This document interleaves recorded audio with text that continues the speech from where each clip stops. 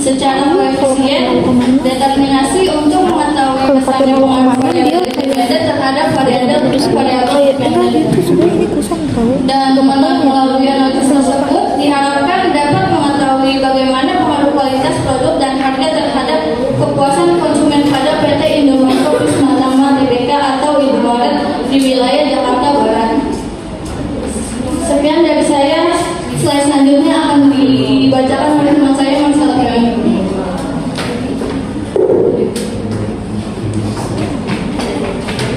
Baik, di sini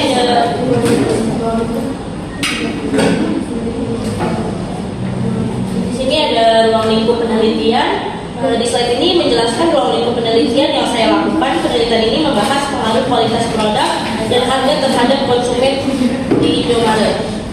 Responden yang digunakan adalah konsumen yang pernah berbelanja di Indomaret. Variabel yang diteliti ada 3, yaitu harga, kualitas produk, dan kepuasan konsumen.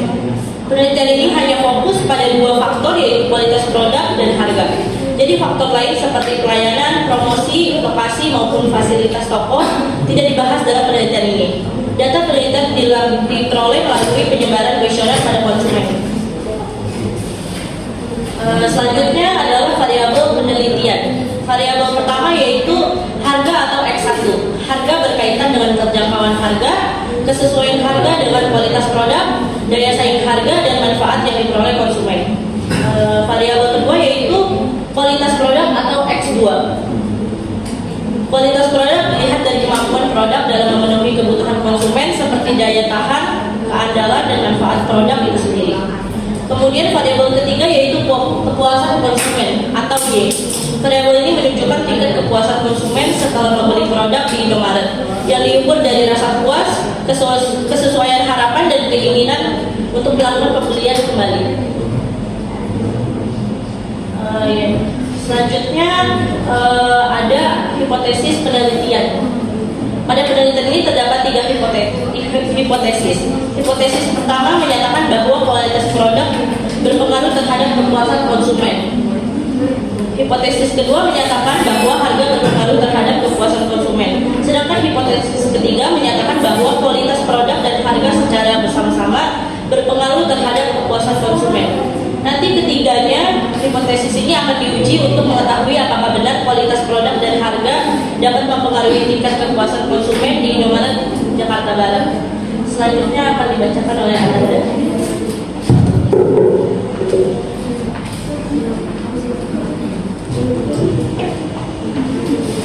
Jadi baik pada bagian ini saya menjelaskan mengenai kerangka pemikiran penelitian.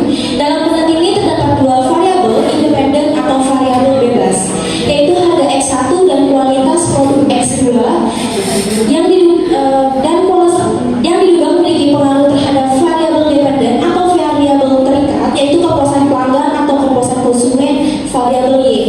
Jadi hipotesis pertama atau H1 menjelaskan bahwa harga diduga berpengaruh terhadap kepuasan konsumen, yang artinya semakin sesuai harga yang diberikan dengan kualitas dan manfaat produk, maka tingkat kepuasan konsumen juga diperkirakan akan meningkat.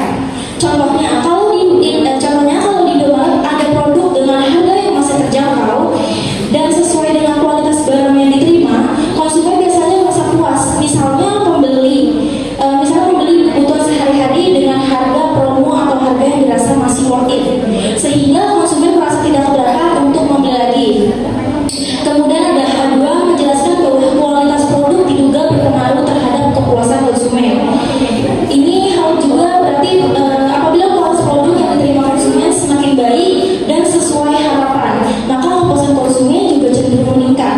Jika konsumen membeli makanan atau minuman di Indomaret dengan kondisi produk yang baik, tidak rusak, tidak expired, dan sesuai harapan konsumen, maka konsumen akan juga merasa puas.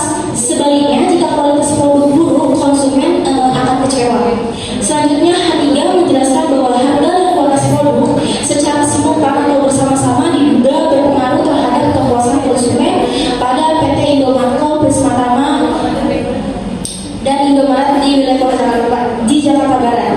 Konsumen membeli suatu produk dengan harga yang sesuai dan kualitas yang bagus karena kedua faktor tersebut terpenuhi. Jadi konsumen juga bisa puas dan kemungkinan akan melakukan pembelian ulang di Indomaret. Jadi kerangka pemikiran ini dibuat untuk menggambarkan hubungan antar variabel yang akan diuji dalam penelitian kita. Selanjutnya, saya akan menjelaskan mengenai uji validitas. Nah, uji validitas ini dilakukan untuk mengetahui apa item-item pernyataan dalam kuesioner benar-benar valid dan mampu mengukur variabel penelitian secara tepat. Nah, pada penelitian kita juga pengujian juga dilakukan dengan membandingkan nilai R itu dengan R tabel, di mana suatu item pernyataan dinyatakan valid apabila nilai R itu lebih besar dari R tabel.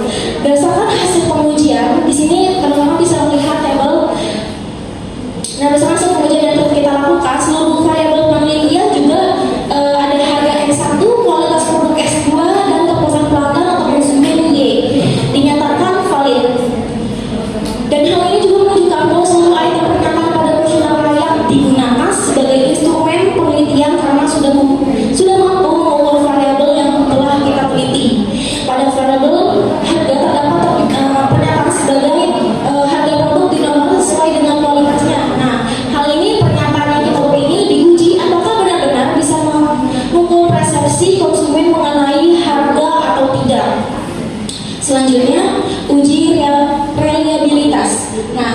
Uji ini kita lakukan untuk mengetahui apakah instrumen penelitian dapat memberikan hasil yang konsisten dan dapat dipercaya apabila digunakan berulang-ulang kali. Jadi pada penelitian ini pengujian reliabilitas menggunakan metode Washburn Alpha dengan ketentuan bahwa variabel dinyatakan reliable apabila memiliki nilai lebih dari 0,6. Jadi berdasarkan hasil pengujian kita diperoleh nilai Washburn Alpha pada variabel harga sebesar 0,8, 10 kualitas produk sebesar 0,852 dan kebutuhan konsumen sebesar 0,929 karena semua nilai tersebut lebih besar dari 0,6. Maka dapat disimpulkan bahwa seluruh variabel penelitian ini dinyatakan reliable. Jadi apabila responden mengisi kuesioner pada waktu yang berbeda tetapi hasil jawabannya tetap relatif yang sama, itu berarti instrumen penelitian tersebut bersifat reliable atau konsisten. Dengan demikian, instrumen penelitian ini yang digunakan telah memenuhi kriteria dan layak digunakan dalam proses pengumpulan data penelitian. Jadi berdasarkan hasil uji validitas dan reliabilitas tersebut dapat disimpulkan bahwa instrumen penelitian kita yang kita gunakan telah memenuhi syarat sehingga penelitian dapat dilanjutkan ke tahap analisis data berikutnya. Selanjutnya akan dilanjutkan oleh Ratnasari.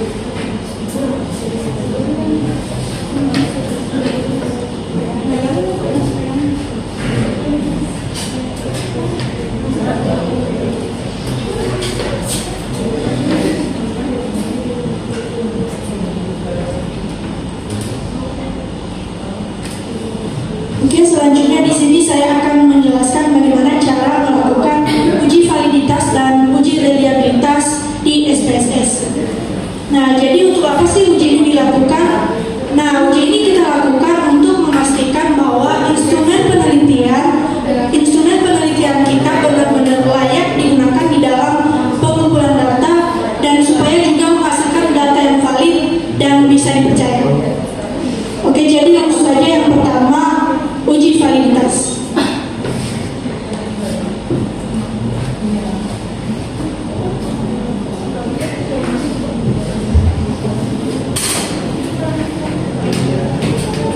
Jadi cara melakukan uji validitas ini pertama-tama kita buka SPSS seperti ini, kemudian kita klik data view, kemudian klik analyze, correlate, bivariate, kemudian kita masukkan X1 sampai dengan total X1. Kemudian di sini kita centang person, total dan flex signifikan. Kemudian kita klik OK. Nah, di sini bisa kita lihat bahwa semua datanya valid karena syarat dari uji validitas ini adalah R itu harus lebih besar dari R tabel. Nah, jika R itu lebih besar dari R tabel, maka data kita akan dinyatakan valid.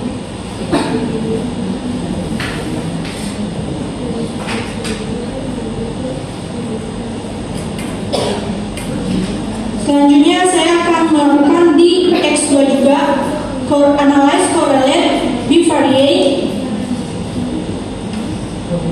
reset dulu, kemudian masukkan X2 sampai total.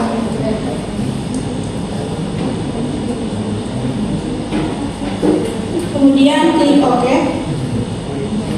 Nah, di sini bisa kita lihat juga bahwa X2 juga lebih besar dari 0,06, jadi bisa dinyatakan bahwa data kita ini valid. Selanjutnya saya akan melakukan juga di Y, kepuasan konsumen, analyze, correlate, bivariate, reset dulu.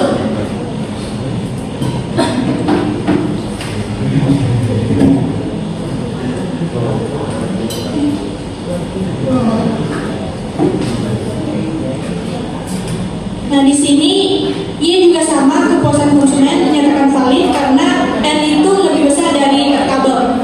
Nah, karena kita menggunakan sampelnya sebanyak 50 di sini, maka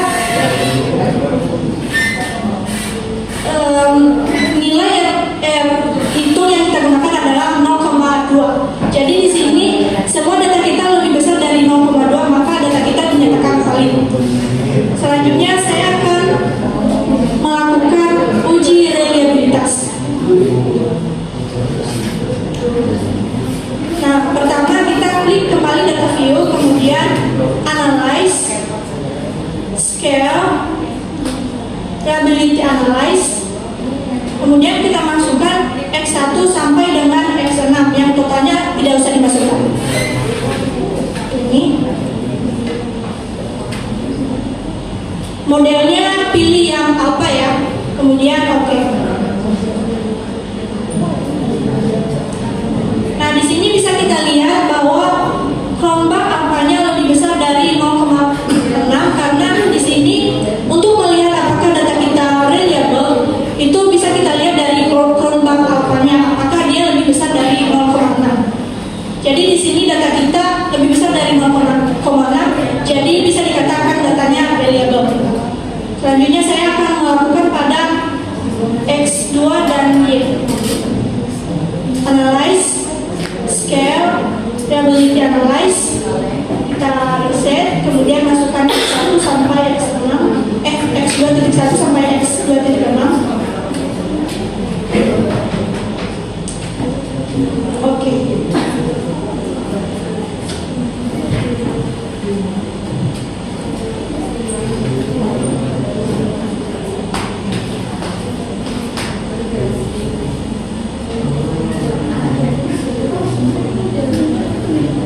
Nah, di sini bisa kita lihat juga bahwa X2-nya juga sama, dia lebih besar dari 0,6, maka X2-nya atau kualitas produk dapat dikatakan reliable. Kemudian begitu juga dengan Y, kepuasan konsumen, dia juga gelombang alfanya lebih besar dari 0,6, maka datanya dikatakan atau instrumen penelitiannya dikatakan reliable.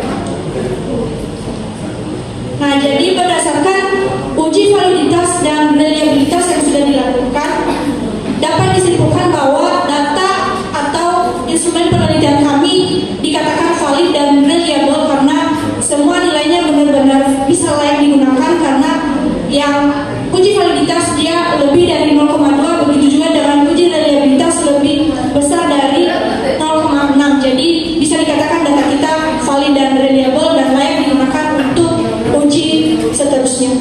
Jadi sekian uji yang sudah kami lakukan di aplikasi PSPSPS.